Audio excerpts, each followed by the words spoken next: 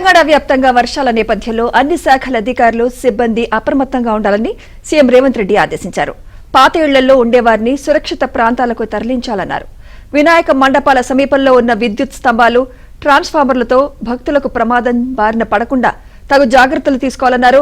హైదరాబాద్ లో Hydraa, GHMC, NDRF, అగ్నిమాపక, police సిబ్బంది సమన్వయం చేసుకుంటూ పనిచేయాలని చెప్పారు.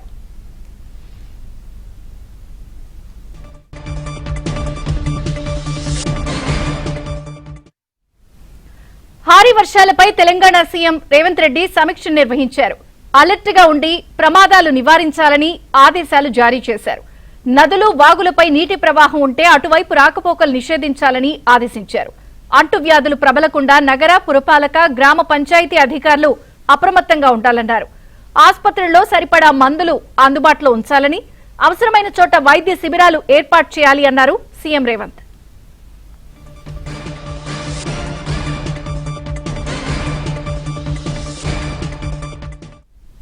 ఇదే అంశంపై మరింత సమాచారం మా ప్రతినిధి నరసింహరావు అందిస్తారు. నరసింహరావు,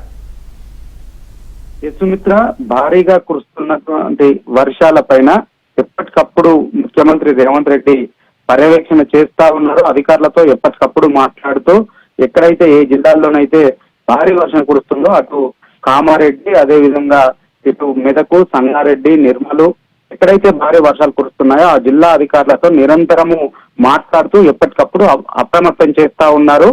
ఎప్పటికప్పుడు ఏ విధమైనటువంటి జాగ్రత్త చర్యలు చేపట్టాలనేటువంటి దానిపైన అధికారులకు దిశానిర్దేశం చేస్తా ఉన్నారు. మరొక వైపు మంత్రులను కూడా ఆదేశించారు. ఆయా శాఖ మంత్రులకు, ప్రధానంగా రెవెన్యూ శాఖ మంత్రి పొంగులేటి శ్రీనివాసరెడ్డికి ఆదేశించి పర్యవేక్షణ చేయాలని చెప్పి ఆదేశించారు. అంతేకాకుండా సీనియర్ అధికారులను అక్కడ ఇన్ఛార్జీలుగా పెట్టి పరిస్థితులను ఎప్పటికప్పుడు సమీక్షించాలని చెప్పి కూడా ఆదేశాలు జారీ చేశారు. ఈ మేరకు ఆయా జిల్లాలకు సీనియర్ అధికారులని నియమించడంతో వారంతా కూడా రంగంలోకి దిగారు, జిల్లాల్లోకి వెళ్లిపోయారు. ఇప్పటికే ప్రధానంగా ఇటు కామారెడ్డి జిల్లాలో, మెదక్ జిల్లాలో భారీగా వర్షాలు కురుస్తూ ప్రజలు తీవ్రంగా ఇబ్బందులు పడుతున్నటువంటి నేపథ్యంలో ఎక్కడా ప్రాణ నష్టం జరగకుండా వెంటనే అవసరమైనటువంటి సిబ్బందిని అంతా కూడా రంగంలోకి దించాలి. ఇటు ఎన్డీఆర్ఎఫ్ ను, ఎస్డీఆర్ఎఫ్ తో సహా అన్ని శాఖలు సమన్వయంతో పనిచేసి ప్రాణ నష్టం జరగకుండా నివారించాలి, నివారణ చర్యలు చేపట్టాలని చెప్పి ఆదేశించినటువంటి నేపథ్యంలో ఇప్పటికే 14 ఎస్డీఆర్ఎఫ్